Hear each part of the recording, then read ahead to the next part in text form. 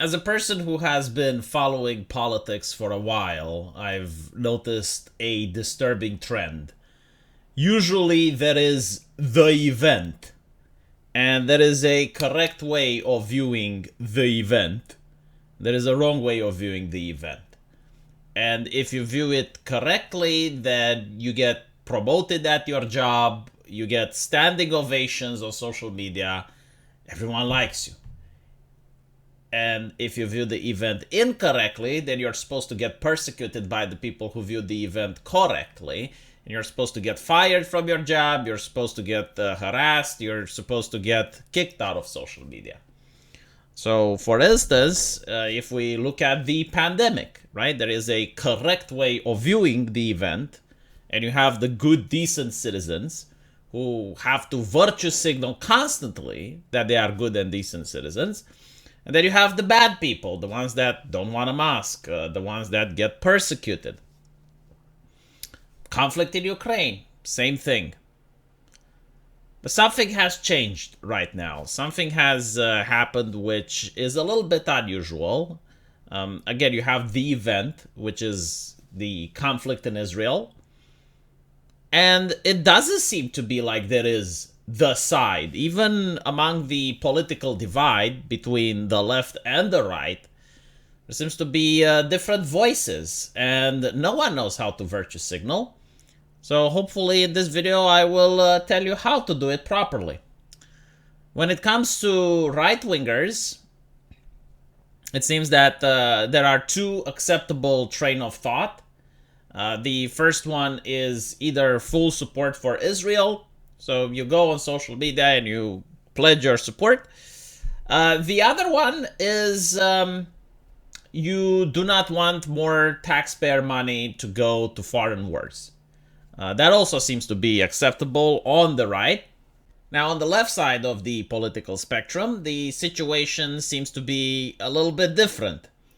On one hand, you also have the people that support Israel, but then it's not just people that do not want taxpayer money to go to foreign wars. No, they're probably happy with that when it comes to the conflict in Ukraine. No, they're just flat out offering support for Palestine.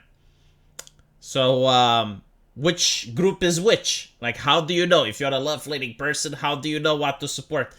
The answer seems to be that the big establishments, the big corporations, and most of the newspapers, they do support Israel. So a lot of journalists have been fired because they offered support to Palestine. There have been even porn actresses that got in trouble over this. So if you're a left-leaning person that works for a big corporation or represents a big corporation, like for example, the Starbucks union has got in trouble over this, right? Like if you're directly under a big corporation, then you have to support Israel if you want a virtue signal. If, however, you're not under a big corporation, so you're like the peasantry, like for example, you're a Twitch streamer, like if you're a content creator, if you are a fan of Hassan Piker, or you're someone that supports the Squad, right, the Democrats, then you're most likely a person that supports Palestine. And despite the left-right dichotomy, it seems that people who are Jewish obviously will support Israel, while people who are Muslim are taking a different stance on the conflict. Now, again, just because they support one or the other, it's not like a football match. It just means that they can still say something, I pray for the civilians or whatever, right? But it's how they end their sentence. It's like, I pray for the civilians in Israel, or I pray for the civilians in Gaza. Like, that is the social media posts that you are going to see pop up. And again, there are consequences for these posts. People have lost their jobs.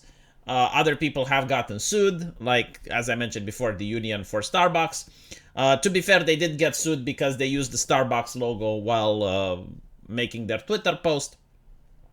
So it is understandable in that situation. But it is very different than the previous things where you had the event.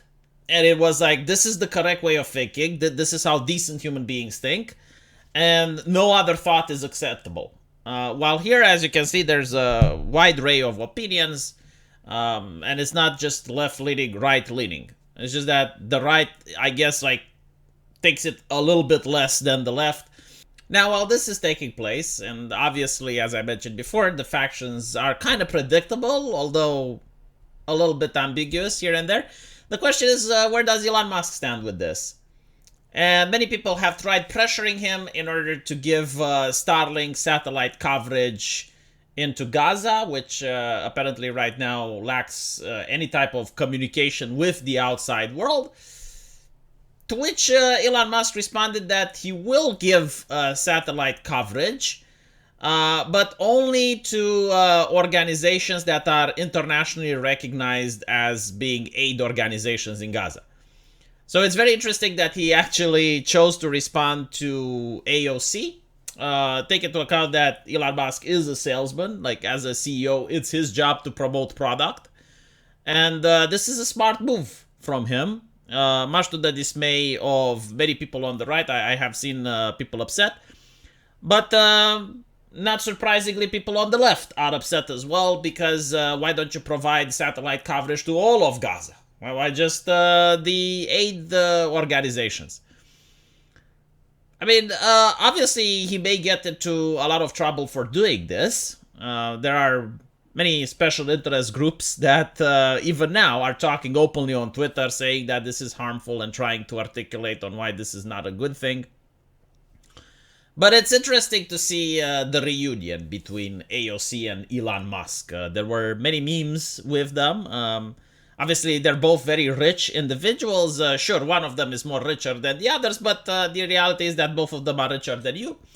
And seeing how our betters are having a conversation on Twitter and coming to agreement is very interesting.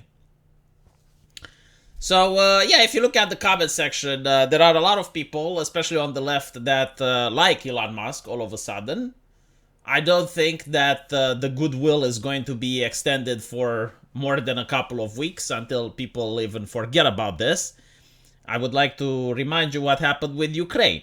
Like, he offered Starlink to Ukraine, and at some point, because he didn't want to offer it even further, people accused him of treason.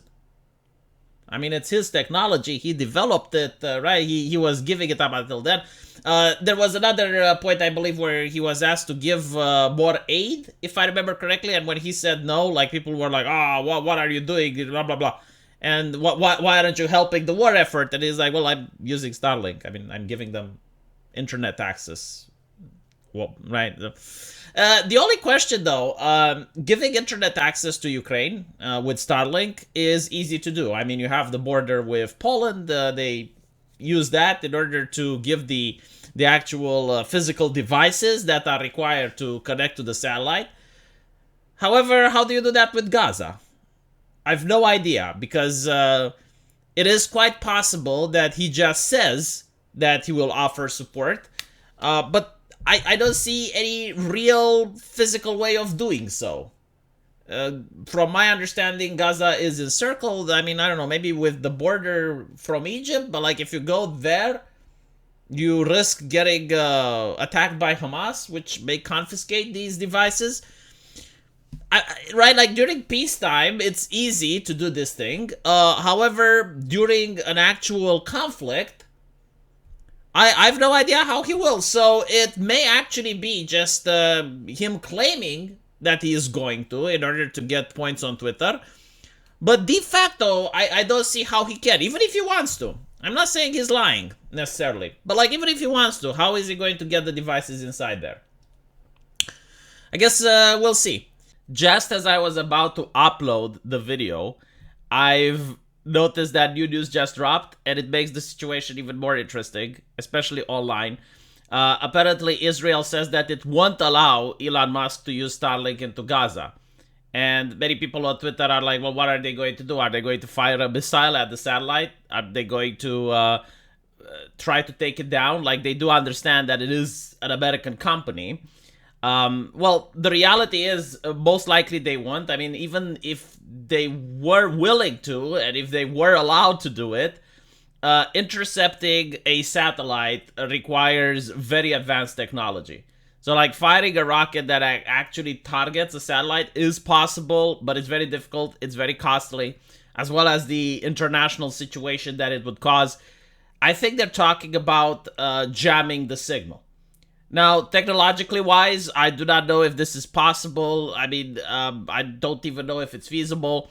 Again, if you jam the signal, I assume you don't just jam Starlink, but you would jam other things as well. I would be interested from some of you guys that's more tech literate than me to tell me how this would be done. But again, like the question remains, how is Elon Musk going to get it into Gaza? Like that is the first question. And now the second question is, if the technology is into Gaza, how is Israel going to stop it from being deployed? I also assume that they're going to put actual pressure on Elon Musk, right? Like they're going to stop cooperation with him regarding Starlink. They're going to try to do other things. The interesting part is that Elon Musk has placed himself in such an advantageous position by giving Starlink to Ukraine that there is very little that Israel can do in order to tackle his company, because he is going to be defended by the US government. Not to mention, like, this technology where you can get internet from satellite is now so crucial to modern warfare that the US government has an interest in protecting it. So I don't think they can do much.